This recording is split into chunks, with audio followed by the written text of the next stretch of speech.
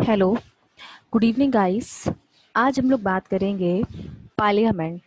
Parliament को किस parts में भाग में रखा गया है उसके बारे में हम बात करेंगे। तो कॉन्स्टिट्यूशन का आपका एक बहुत ही इंपॉर्टेंट सेशन स्टार्ट कर रही हूँ जिसका नाम है पार्लियामेंट। यानी कि आज हम जो मेन डिस्कस करने वाले हैं हम वो डिस्कस करने वाले हैं पार्ट 5 के बारे में। क्या है पार्ट 5? पूरा सॉल्यूशंस पढ़ेंगे, क्या चीज़ें हैं, किस तरीके से हैं। तो समझिएगा क्या होता है आपका पार्लियामेंट। ओके, तो फर्स्ट ऑफ ऑल अगर हम लोग बात करते हैं वही पार्ट 5, तो सबसे पहले कहाँ रखा गया है। पार्ट 5 की अगर हम बात करते हैं तो पार्ट 5 में हमें क्या क्या पढ़ना होगा। पार्ट 5 यानी कि मेनली हमें यहाँ पे यूनियन, और यूनियन के अंदर हमें जो मेन भाग पढ़ना है वो है पार्लियामेंट के बारे में हमें डिस्कस करना है। ओके, तो यानी कि आज जो हमारा टॉपिक होगा वो है आपका संसद। संसद की ज़रूरत क्यों पड़ी, क्या नीड हुई कि हमें संसद बनाना पड़ा, और संसद के कौन कौन से भाग होते हैं, इनके बारे में हमें बात करनी है।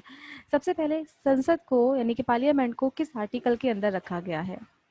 संसद की अगर हम बात करते हैं तो आर्टिकल नंबर 79 के अंदर हमने पार्लियामेंट को रखा है। कौन से, किसमें? आर्टिकल 79 के अंदर पार्लियामेंट को रखा गया है। पार्लियामेंट के 3 भाग होते हैं जिसमें पहला है प्रेसिडेंट, फर्स्ट यानी कि भारत का प्रथम नागरिक। दूसरे में अगर हम बात करते हैं तो राज्यसभा देखने को मिलेगी यहाँ से आपको। और तीसरे नंबर की अगर हम बात करते हैं तो तीसरे नंबर पर होता है आपका लोकसभा। प्रेसिडेंट के लिए जो आर्टिकल यूज होता है उस आर्टिकल की अगर हम बात करते हैं तो प्रेसिडेंट को रखा गया है आर्टिकल नंबर 52 के अंदर। राज्यसभा की बात करते हैं तो राज्यसभा को रखा गया है आर्टिकल नंबर 80 के अंदर। और लोकसभा की अगर हम बात करते हैं तो लोकसभा को रखा गया है आर्टिकल नंबर 81 के अंदर। पार्लियामेंट की नीड क्यों होती है, देखिए क्यों ज़रूरत पड़ती है हमें पार्लियामेंट की, और इन तीनों का अपने आप में क्या इंपॉर्टेंस होती है। सबसे पहले अगर हम बात करते हैं तो हमारी संसद यानी कि अगर बात करते हैं अपने कॉन्स्टिट्यूशन की अगर हम बात करते हैं तो भारत का जो संविधान है ना तो ज़्यादा कठोर है और ना ही ज़्यादा लचीला है। कहने का मतलब ये है, पहली बात, जो हमारे इंडिया का कॉन्स्टिट्यूशन है पूरे विश्व का सबसे बड़ा कॉन्स्टिट्यूशन है। भारत का संविधान विश्व का सबसे बड़ा लिखित संविधान। पहला क्वेश्चन बन जाएगा कि विश्व का सबसे बड़ा लिखित संविधान कौन सा है, तो विश्व का सबसे बड़ा लिखित संविधान भारत का संविधान है। लेकिन अगर पूछा जाता है कि सबसे पहला लिखित संविधान किसका था, तो वो है अमेरिका का। अमेरिका का संविधान पहला लिखित संविधान था। लेकिन लार्जेस्ट की बात करते हैं, सबसे बड़े की अगर बात करते हैं तो बड़े में आपका आता है इंडिया का संविधान। क्यों आता है इंडिया का संविधान? क्योंकि इंडिया के कॉन्स्टिट्यूशन के इंडियन कॉन्स्टिट्यूशन के अंदर 395 अनुच्छेद दिए हुए।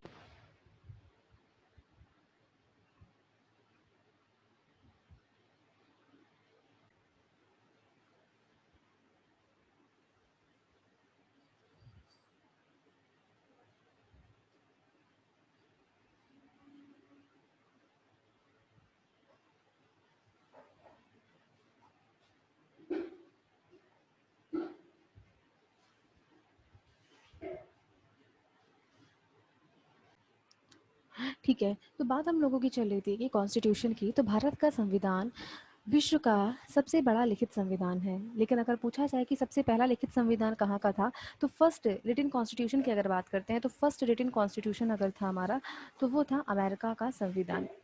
भारत के संविधान को सबसे बड़ा संविधान क्यों कहा जाता है? क्योंकि भारत के संविधान में टोटल कितने आर्टिकल्स हैं? टोटल 395 आर्टिकल्स हैं, 12 अनुच्छेद हैं, और 25 हमारे पास क्या है? 25 हमारे पास पार्ट्स हैं। जबकि अमेरिका की अगर हम बात करते हैं तो अमेरिका के कॉन्स्टिट्यूशन में सिर्फ 7 आर्टिकल्स है। कितने आर्टिकल्स है? मात्र 7 आर्टिकल देखने को मिलेंगे। कहाँ पर? 7 आर्टिकल्स आपको देखने को मिलेंगे अमेरिका कॉन्स्टिट्यूशन के अंदर। तो ये बात हो गई है आपकी, कुछ बातें जो हमने बोली आपके सामने कि भाई कहाँ पे क्या चीज़ें जैसे देखने को मिलेगी। अब हम दूसरी बात करते हैं। दूसरी बात करने का मतलब यहाँ पे क्या बनता है, देखिए समझाने का मेन मकसद है कि भाई संविधान में जो हम पहला जो मेन टॉपिक पढ़ा रहे हैं जिसका नाम है पार्लियामेंट, और पार्लियामेंट की क्या इंपॉर्टेंस है, इसका हमें मेन समझाने का मकसद हमारा यही है। तो देखिए इसमें क्या कहने का मतलब है आपका कॉन्स्टिट्यूशन, प्रेसिडेंट। कॉन्स्टिट्यूशन में जैसे कि हमारा जो भारत का संविधान है ना तो ज़्यादा कठोर है ना ही ज़्यादा लचीला है। ऐसा क्यों कहा जाता है?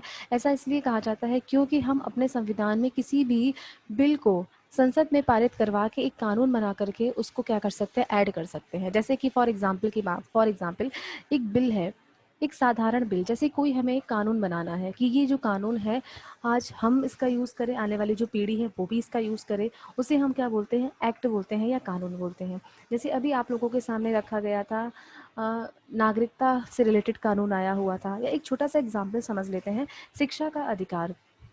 शिक्षा का अधिकार आर्टिकल नंबर 21A के अंदर रखा गया था, जोड़ा गया था। ये जब हमारा संविधान बना था उसके पहले संविधान में शिक्षा के बारे में इतनी बात नहीं की गई थी, लेकिन बाद में ये जो बात थी आर्टिकल नंबर 21A, यानी कि इसके लिए क्या हुआ था, 2009 में एक पास किया गया, ये एक एक्ट बना था, एक कानून, एक बिल बना। ये बिल कहाँ जाकर पास होगा, ये बिल जाएगा आपका पार्लियामेंट में कहाँ जाएगा, पार्लियामेंट में जाएगा लोकसभा और राज्यसभा के पास। किसके पास जाएगा, लोकसभा और राज्यसभा के पास।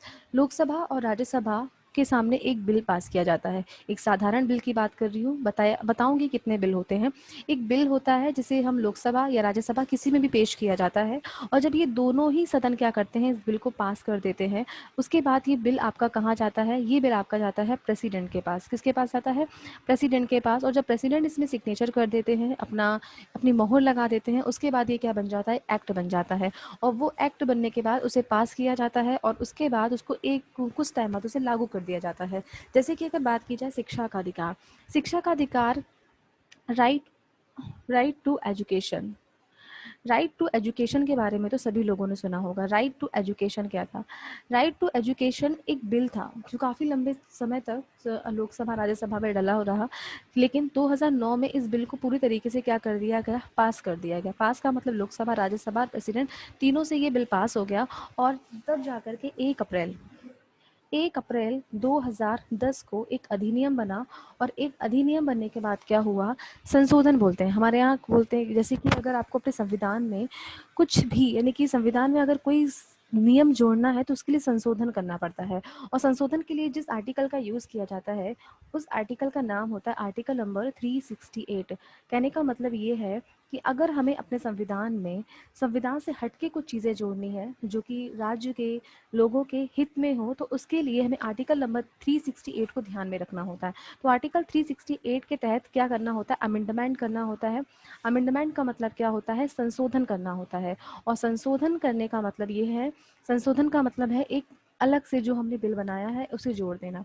अगर अभी तक बात की जाए कि अभी तक टोटल कितने अमेंडमेंट हो चुके हैं, तो टोटल मिलाकर के अभी तक 103 अमेंडमेंट हो चुके, 130 संविधान संशोधन किए जा चुके हैं।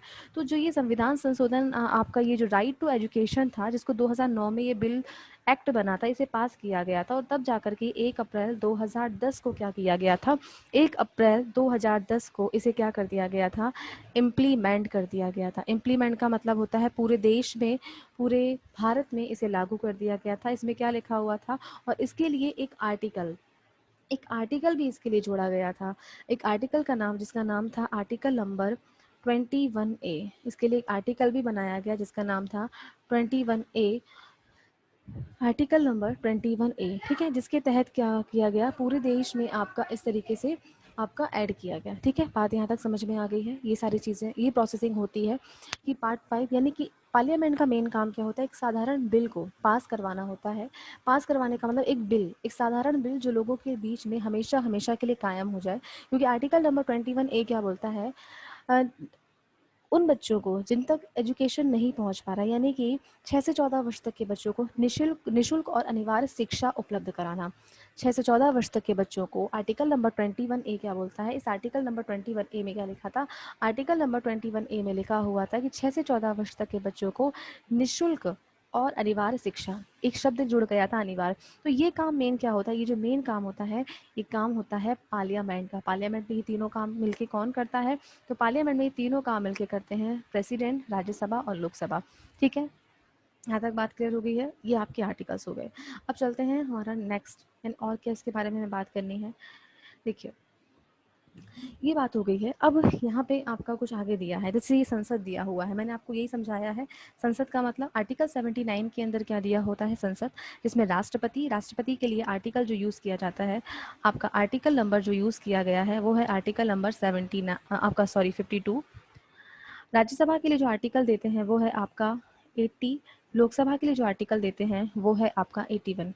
संसद की बात करते हैं तो संसद भवन कहाँ पर बना हुआ है, नई दिल्ली में स्थित है। और इसे किसके द्वारा बनवाया गया था, सबसे इम्पॉर्टेंट बात तो यही पूछी जाती है कि भाई जो संसद भवन है वो किसके द्वारा बनवाया गया था। पूछ लिया जाता है कभी कभी कि भाई ये किसके द्वारा बनवाया गया था। तो संसद भवन जो बनवाया गया था, एडविन लुटियंस और हॉर्बर्ट बेकर ने इसे डिज़ाइन किया हुआ था। किसने डिज़ाइन किया था, एडविन लुटियंस और हॉर्बर्ट बेकर के द्वारा इसे डिज़ाइन किया गया था। अब संसद की अगर हम बात करते हैं तो संसद को सभी लोगों ने भाई देखा भी है, आपके सामने ये संसद दिख रही है। और कहा जा रहा है कि भाई आपके यहाँ नई संसद का भी निर्माण किया जा रहा है। आपका करंट अफेयर्स का क्वेश्चन है, नई संसद का भी आने वाले टाइम में हमारा नया निर्माण हो रहा है। तो संसद की हमने बात की कि भाई संसद के कौन कौन से भाग होते हैं, ये सारी बातें हो गई हैं। अब हमें संसद के अंदर चलना है कि भाई बिल, कानून किस तरीके से सारी बातें होती हैं, इनके बारे में बात करेंगे। कुछ बातें देखिए, यहाँ पे अगर हम संसद की बात करते हैं कि संसद को सबसे पहले, यहाँ पे जो बात कहने का मतलब है, यहाँ पे जो पार्लियामेंट रखी गई कि सबसे पहले भाई पार्लियामेंट के बारे में अगर हमने बात की तो पार्लियामेंट के अंदर हमें जो मेन पढ़ना है वो हम लोकसभा और राज्यसभा के बारे में पढ़ेंगे। लेकिन उसके पहले क्या करना है, संसद के सत्र के बारे में बात करनी है। संसद के सत्र बुलाए जाते हैं जिसमें 3 सत्र होते हैं, बजट सत्र, मानसून सत्र और शीतकालीन सत्र। ये आपके सत्र होते हैं, सामने लिखा हुआ है। और कहा जाता है कि 2 सत्रों के बीच में कम से कम 6 महीने का अंतराल होना चाहिए। ये बात आपके सामने लिखी हुई है, 2 सत्रों के बीच कम से कम 6 महीने का अंतराल होना चाहिए। अब ये जो सत्र होते हैं ये बुलाए क्यों जाते हैं, और कभी कभी क्या होता है, ये जो आपके सत्र बुलाए जाते हैं, कौन इन्हें बुलाता है, क्या सारी चीज़ें होती हैं।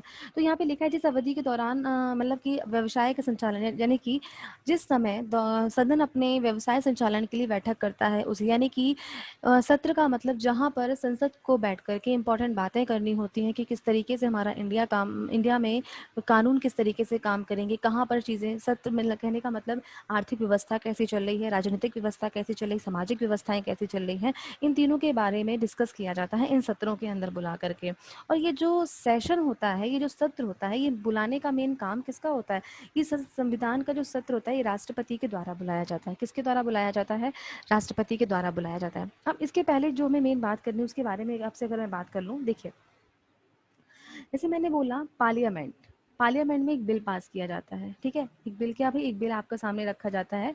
बिल की बात की गई, एक साधारण बिल है, ठीक है। अब ये जो बिल है, ये बिल सपोज दैट आपका कहाँ पेश किया गया है, लोकसभा में, ठीक है। यहाँ से मैं कुछ आपको आर्टिकल्स बताने जा रही हूँ, इन पे फोकस करिएगा। एक साधारण बिल है जो कि लोकसभा में पेश किया गया है, ओके। लोकसभा में ये बिल को पास कर दिया गया। अभी बताएंगे लोकसभा क्या होती है। लोकसभा में इस बिल को पास कर दिया गया। अब ये बिल कहाँ जाएगा, सिंपल सी बात है, ये बिल कहाँ जाएगा, राज्यसभा के पास जाएगा, ओके। राज्यसभा के पास जाएगा ये बिल। लोकसभा में कर दिया गया, अब ये कहाँ जाएगा, राज्यसभा के पास ये बिल जाएगा। जब राज्यसभा के पास ये बिल जाता है तो भाई राज्यसभा को क्या होता है, 14 डेज तक इस बिल को रिटर्न भी करना होता है। 14 दिनों के अंदर इस बिल को वापस करना होता है। लेकिन राज्यसभा किसी कारणवश 14 दिन के भीतर इस बिल को वापस नहीं कर पाती है, या जो बिल बनाया गया है लोकसभा ने तो उसे पास कर दिया है, लेकिन राज्यसभा को लगता है कि इस बिल में कुछ संशोधन होना चाहिए या ये बिल कैंसिल होना चाहिए, ऐसा कुछ भी अगर उसे लगता है, और राज्यसभा अगर इस तरीके से कोई भी बात कहता है और लोकसभा तक वो बिल पहुंचाता भी नहीं है, ना कोई इसके तरीके में बात करता है, तो इस समय क्या करते हैं, लोकसभा के एक स्पीकर होते हैं, लोकसभा के अध्यक्ष होते हैं। बताऊंगी ये भी, लोकसभा के अध्यक्ष कौन होते हैं, लोकसभा के स्पीकर होते हैं। जब ये बिल राज्यसभा या लोकसभा कोई भी अगर एक सेशन हो, जैसे कि राज्यसभा में अगर मैं कोई बिल रख रही हूँ, लोकसभा इसे जल्दी रिटर्न नहीं कर रहा है या उसमें कोई जवाब नहीं दे रहा है, तो क्या कर, जिसने सबसे पहले इस बिल को भेजा था, अगर राज्यसभा के पास आया है, राज्यसभा ने लोकसभा को भेजा, लोकसभा के पास आया है, अगर लोकसभा ने राज्यसभा को दिया, तो कोई भी अगर जिसके पास सबसे पहले आता है तो क्या किया जाता है, लोकसभा के द्वारा के जो स्पीकर होते हैं इनके द्वारा एक सेशन बुलाया जाता है। क्या बुलाया जाता है, एक सेशन बुलाया जाता है। सेशन यानी कि जिसे हम कहते हैं संयुक्त अधिवेशन का नाम दिया जाता है। और ये जो संयुक्त अधिवेशन होता है, संयुक्त अधिवेशन की अगर हम बात करते हैं तो संयुक्त अधिवेशन जो आपका बुलाया जाता है, ये आपका बुलाया जाता है किसके लिए, आर्टिकल नंबर 108 के तहत। आर्टिकल नंबर 108, आर्टिकल नंबर 108 के तहत क्या करता है, जब लोकसभा कोई बिल पास करे और राज्यसभा उसमें परमिशन ना दे तो लोकसभा के जो स्पीकर होते हैं वो प्रेसिडेंट को आर्टिकल नंबर 108 के तहत क्या बुला सकते हैं, ज्वाइंट सेशन बुला सकते हैं, यानी कि संयुक्त अधिवेशन बुला सकते हैं। क्या बुला सकते हैं? संयुक्त अधिवेशन बुला सकते हैं। और इस संयुक्त अधिवेशन की अध्यक्षता कौन करता है, यानी कि इसको पूरी तरीके से आयोजित होस्ट किसके द्वारा किया जाता है, तो वो होस्ट करता है लोकसभा का स्पीकर ही इसे होस्ट करता है। तो आर्टिकल नंबर आपसे पूछा जाएगा कि आर्टिकल 108 क्या है, तो आर्टिकल 108 लोकसभा के द्वारा अगर कोई बिल पास किया जाता है और राज्यसभा अगर उसमें उसमें कोई परमिशन नहीं देता है तो लोकसभा के पास ये पावर होती है कि वो आर्टिकल नंबर 108 के तहत राष्ट्रपति से कह करके एक ज्वाइंट सेशन बुला सकता है, संयुक्त अधिवेशन बुला सकता है, जिसमें दोनों एक सभा में आएंगे, जिसमें लोकसभा और राज्यसभा दोनों के मेंबर जाते हैं। लेकिन बुलाता कौन है? बुलाया किसके द्वारा जाता है? बुलाया जाता है प्रेसिडेंट के द्वारा, भारत के राष्ट्रपति के द्वारा बुलाया जाता है। लेकिन अध्यक्षता किसके द्वारा होती है? अध्यक्षता होती है स्पीकर के द्वारा, जो लोकसभा के अध्यक्ष होते हैं उसके द्वारा इसको क्या किया जाता है? होस्ट किया जाता है। ठीक, तो ये आपका एक आर्टिकल पूछा जाएगा। अब आपसे क्वेश्चन पूछा जाएगा कि ज्वाइंट सेशन अभी तक कितने बार बुलाया जा चुका है। तो टोटल अगर हम बात करते हैं तो ज्वाइंट सेशन टोटल अभी 3 बार बुलाया गया है। अभी तक अगर बात करते हैं तो 3 बार आर्टिकल नंबर 108 के तहत ज्वाइंट सेशन 3 बार बुलाया गया है। सबसे पहले कब बुलाया गया था? पहला आपका ज्वाइंट सेशन बुलाया गया था 1961 में। 1961 में एक बिल पास किया गया था जो कि लोकसभा ने तो पारित कर दिया था, लेकिन राज्यसभा के द्वारा उसे पास नहीं किया गया था। इस बिल का नाम था डाउरी प्रोवेशन। डाउरी प्रोवेशन यानी क्या करना? दहेज प्रथा को रोकना। ये काम किसके द्वारा किया गया था? 1961 में। इसके अंदर यानी कि लोकसभा ने लोकसभा के द्वारा तो ये बिल पास कर दिया गया था, लेकिन राज्यसभा ने इस बिल को पूर्ण रूप से पास नहीं किया था। इस वजह से क्या करना पड़ा था? इस सेशन को बुलाना पड़ा था। दूसरा कब बुलाया गया था? दूसरा बुलाया गया था 1978 में। 1978 में बुलाया गया था। क्यों बुलाया गया था? बैंकिंग सर्विस कमीशंस के लिए। बैंकिंग सर्विसेज सर्विसेज कमीशन के लिए बुलाया गया था। बैंकिंग सर्विसेज कमीशन के लिए बुलाया गया था। तीसरी की अगर बात करते हैं तो तीसरा बुलाया गया था 2002 में, और 2002 का जो था वो था आतंकवाद को रोकना, यानी कि prevention of terrorism. Prevention of terrorism, आतंकवाद को रोकने के लिए तीसरा आपका ये बोल। तो अगर आपसे कोई पूछता है कि अभी तक टोटल संयुक्त अधिवेशन कितने बार बुलाए गए हैं, तो टोटल संयुक्त अधिवेशन 3 बार बुलाए गए हैं। पहला 1961 में बुलाया गया है, दूसरा 1978 में बुलाया गया है, तीसरा आपका 2002 में बुलाया गया है। ओके, ये बात हो गई, यानी हमने आर्टिकल नंबर 108 की बात कर ली। अब दूसरी हम बात करते हैं। दूसरी बात करने का मतलब